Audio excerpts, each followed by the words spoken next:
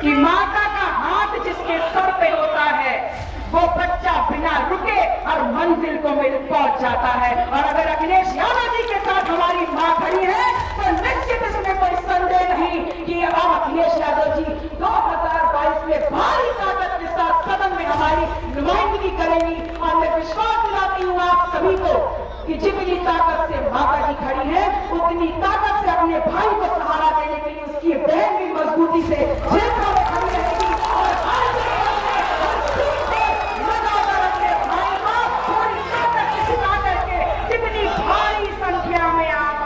यहाँ पर उतनी भारी संख्या में सदन में नीला केसरिया झंडा लाल हरे झंडे की संयुक्त सरकार को भेजने का काम करेंगे। मैं आपसे कहती हूँ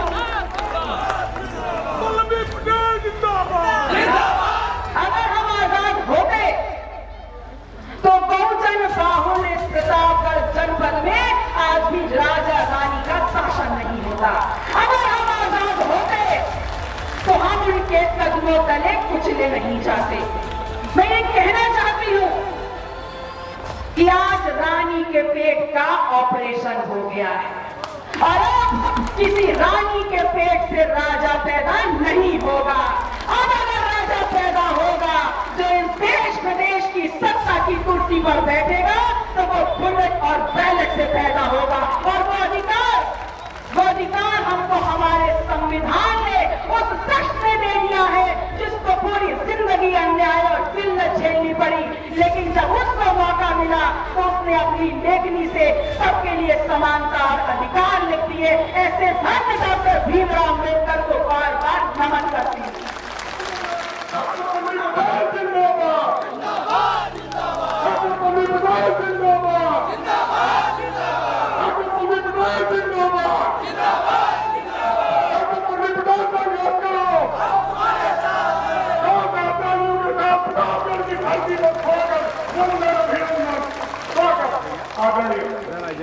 इस देश की राजनीति में किसान, मजदूर, दलित, पिछड़े, अल्पसंख्यक, कमेरा को एक पहचान, एक ताकत, एक नाम दिलाने वाले अपना दल संस्थापक यशगाई डॉक्टर सोनेलाल पटेल जी के चरणों में श्रद्धा सुमन अर्पित करते हुए सामाजिक न्याय की आवाज को बुलंद करने वाले द लिविंग लेजेंड माननीय मुलायम सिंह यादव जी को पुष्प अर्पित करते हुए उनसे आशीर्वाद लेते हुए आज यहाँ हमारे साथ मंच पर उपस्थित हमारे गठबंधन के बड़े भाई समाजवादी पार्टी के प्रदेश अध्यक्ष माननीय नरेश उत्तम पटेल जी, पूर्व सांसद माननीय बाल कुमार पटेल जी, पूर्व सांसद माननीय नागेंद्र पटेल जी, इस मंच की संचालन कर रहे प्रदेश प्रवक्ता अपना दल विनोद कसेरा जी, प्रदेश अध्यक्ष युवा मंच डॉक्टर पंकज पटेल जी, प्रदेश उपाध्यक्ष व्यापार मंच राजकुमार पटेल जी, और इस कार्यक्रम में अपना तन मन अपना समायोजन करते हुए इस कार्यक्रम को एक सफल स्वरूप देने वाले अपना दल के जिला अध्यक्ष रमेश पटेल जी, समाजवादी पार्टी के जिला महासचिव युवा साथी गिलानी जी, मंच पर उपस्थित जिनका नाम ले पाए और जिनका नाम नहीं ले पाए, अपने सभी सम्मानित अतिथिगण के साथ आप सभी अपना दल कमेरावादी समाजवादी पार्टी और इस देश में एक नई इतिहास लिखने की पुरजोर कोशिश करने वाले अपने तमाम समर्थकों का आह्वान करते हुए इस देश की आदि आबादी को धन्यवाद ज्ञापित करते हुए लोकतंत्र के सबसे मजबूत स्तंभ पत्रकार बंधुओं को धन्यवाद करते हुए आप सभी का हार्दिक स्वागत, अभिनंदन और वंदन करते हैं।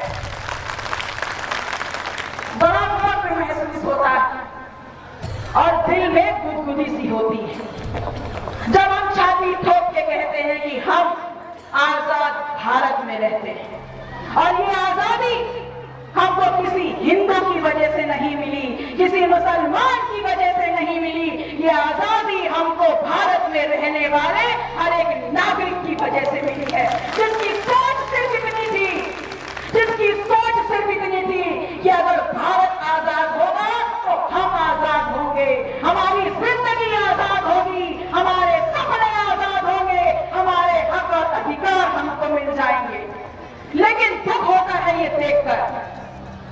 कि उसी आजाद भारत में आज 75 वर्ष की आजादी के बाद भी आजादी सिर्फ कागजों पर तैर रही है। अगर हम आजाद होते तो बहुजन बाहुल्य इस प्रतापगढ़ जनपद में आज भी राजा रानी का शासन नहीं होता। अगर हम आजाद होते तो हम उनके कदमों तले कुचले नहीं जाते। मैं ये कहना चाहती हूं कि आज रानी के पेट का ऑपरेशन हो गया है और अब किसी रानी के पेट से राजा पैदा नहीं होगा। अब अगर राजा पैदा होगा जो इस देश प्रदेश की सत्ता की कुर्सी पर बैठेगा तो वो बुलेट और बैलेट से पैदा होगा। और वो अधिकार हमको हमारे संविधान ने उस शख्स ने दे दिया है जिसको पूरी जिंदगी अन्याय और जिल्लत झेलनी पड़ी, लेकिन जब उसको मौका मिला तो उसने अपनी लेखनी से सबके लिए समानता और अधिकार लिख दिए। ऐसे धन्य डॉक्टर भीमराव अम्बेडकर को बार बार नमन करती हूं। आप सभी से कहना चाहूंगी कि आप लोगों से क्या कहकर आपके बीच में आए थे। यही कहा था ना कि किसानों की आय दोगुनी करेंगे। असल में जबान फिसल गई।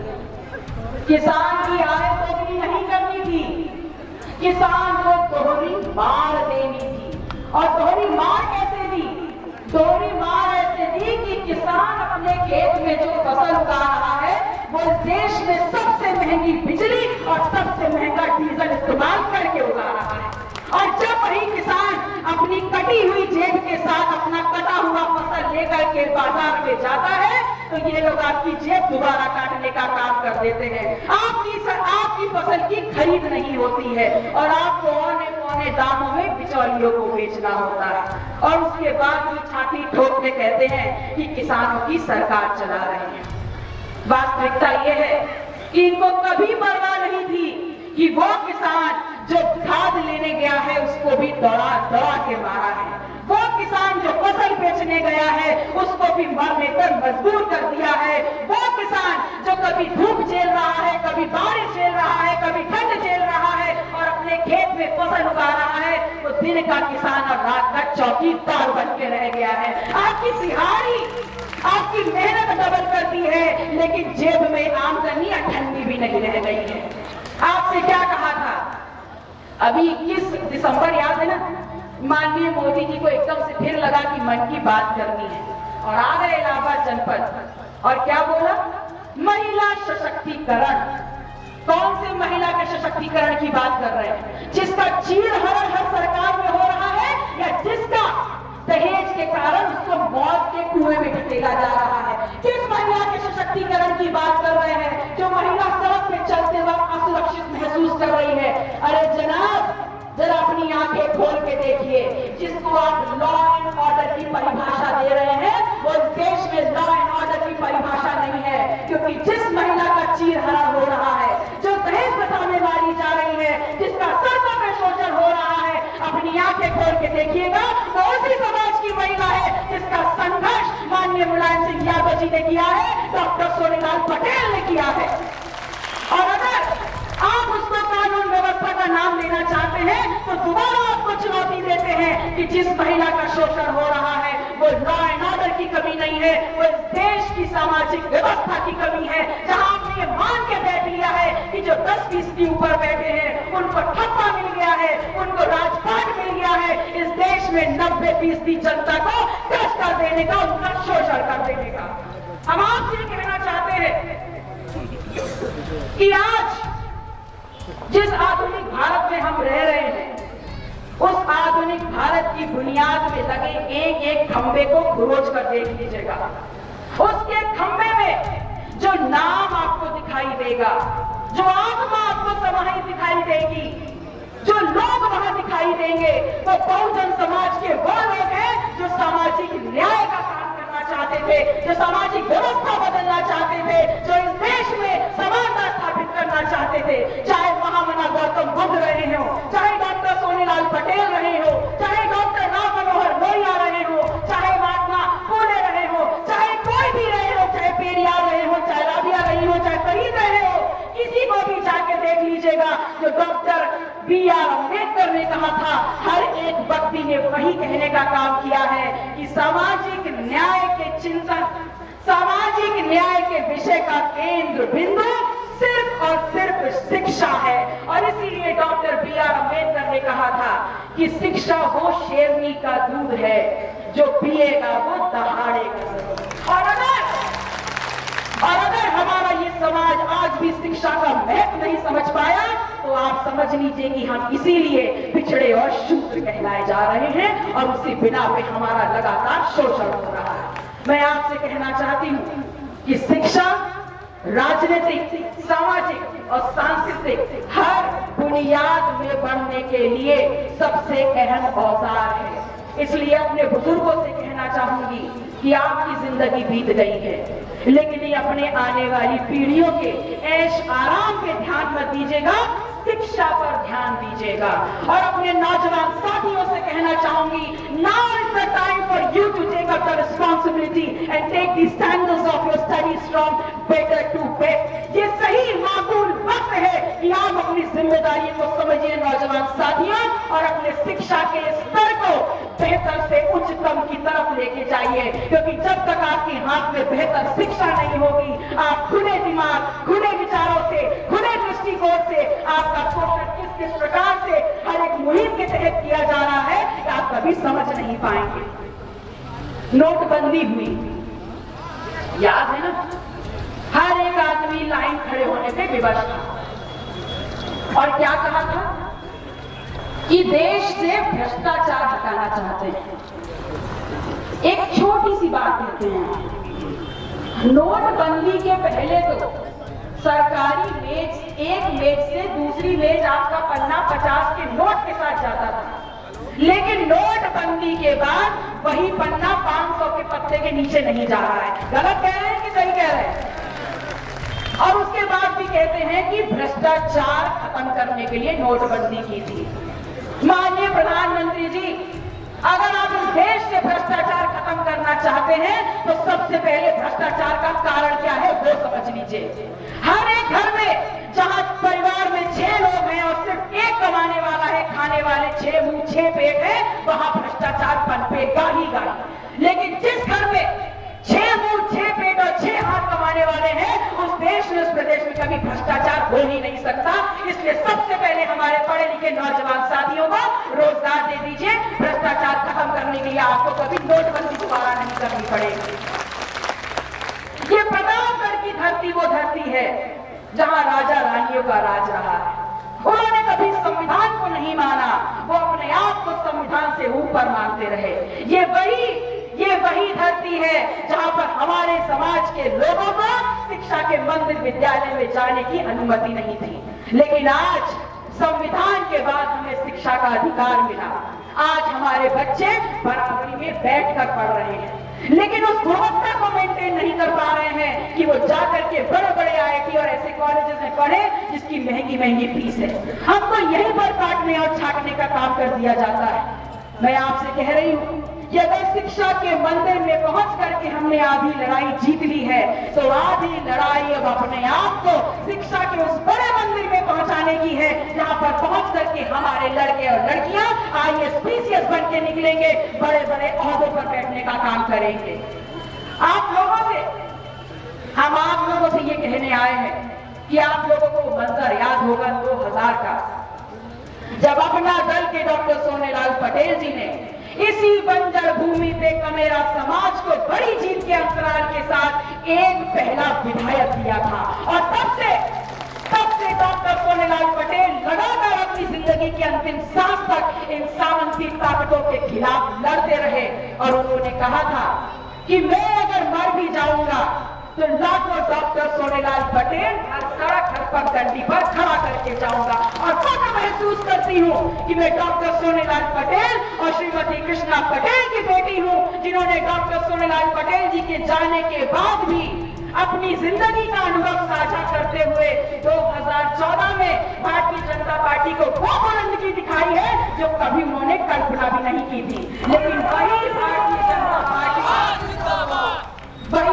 जनता पार्टी जिसका इतिहास धोखे से भरा है, जो दोगले लोग हैं हमारी मां को छलने का काम कर दिया, हमारे संगठन को तोड़ने का काम किया, हमारे समाज को तोड़ने का काम किया, हमारे कार्यकर्ता की ऊर्जा को छलने का काम किया।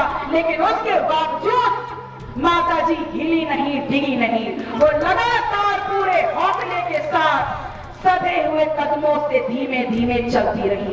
और आज देखिए, जहां जहां माता जी और उनके बेटे माननीय अखिलेश यादव जी के कदम बढ़ रहे हैं, लोगों की जमीन खसक रही है। मैं आपसे कहना चाहती हूं कि माता का हाथ जिसके सर पे होता है, वो बच्चा बिना रुके हर मंजिल को पहुंच जाता है। और अगर अखिलेश यादव जी के साथ हमारी मां खड़ी है, तो निश्चित इसमें कोई संदेह नहीं कि अब अखिलेश यादव जी 2022 में भारी ताकत के साथ सदन में हमारी नुमाइंदगी करेंगी। और मैं विश्वास दिलाती हूँ आप सभी को कि जितनी ताकत से माता जी खड़ी है, उतनी ताकत से अपने भाई को सहारा देने के लिए उसकी बहन भी मजबूती से क्षेत्र में खड़ी रहेगी। और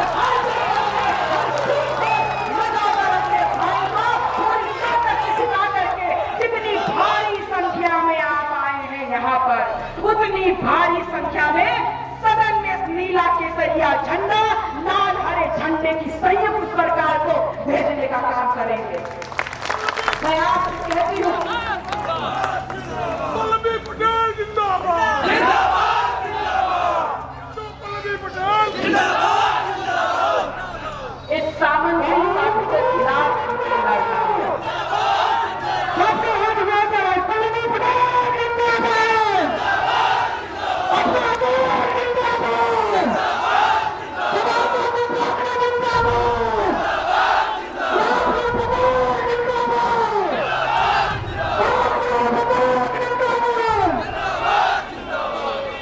इन लोगों के खिलाफ हमको लड़ना है। क्या कह रहे थे माननीय मोदी जी कि बड़ी ही उपयोगी सरकार है।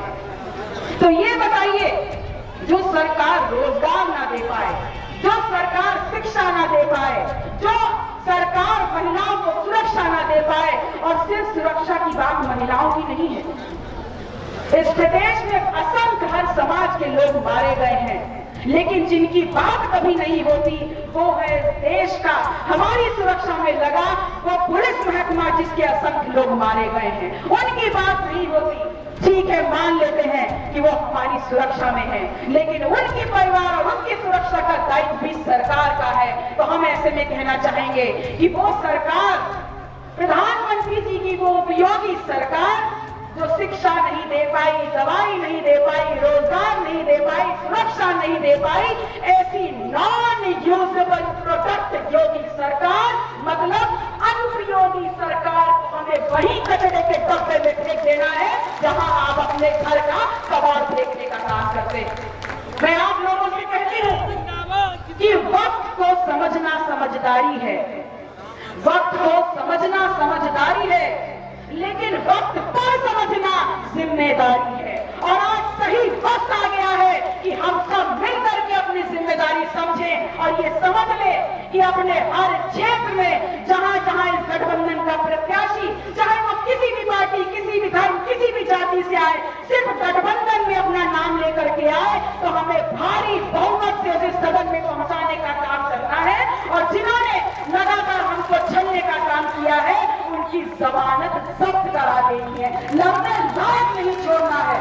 अपनी इन्हीं बातों को विराम देते हुए आप सभी से पुनः कहना चाहूंगी कि आज B.R. अम्बेडकर हमारे साथ नहीं है, आज पेरियार हमारे साथ नहीं है, आज डॉक्टर सोनीलाल पटेल हमारे साथ नहीं है, मान्यवर काशी राम हमारे साथ नहीं है, लेकिन सामाजिक न्याय की लड़ाई हम सबको लड़ते हुए अपने भविष्य को स्थापित करने के लिए अपने नेतृत्व करने वाले युवा नौजवान अपने अखिलेश जी को अपने 2022 में मुख्यमंत्री की जगह पर बैठाना होगा। तब आज हमारी आवाज बुलंद हो, हमारा झंडा बुलंद हो और हमारी भविष्य बेहतर हो। बहुत बहुत शुक्रिया। नमो बुद्धाय। जय अपना दल, जय श्री राम।